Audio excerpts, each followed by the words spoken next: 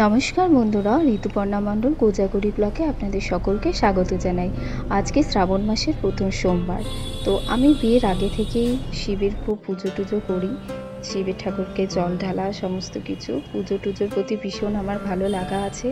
তো ঠিক তেমনি আজকে সকালবেলায় আর কি ঠাকুরের সমস্ত জোগাড় করে নিয়েছি। ঘি, মধু, কাঁচা দুধ দিয়ে ঠাকুরকে অভিষেক করলাম। তারপর সমস্ত ফুল টুল দিয়ে ঠাকুরকে মন ভরে পুজো দিলাম।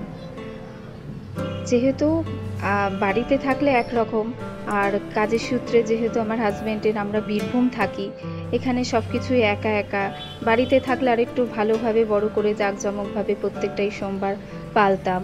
তো আমি নিজের সাধ্য মতো এখানে নিজে চেষ্টা করে যেরকম পেরেছি ঠাকুরকে ভক্তি করে দিয়েছি।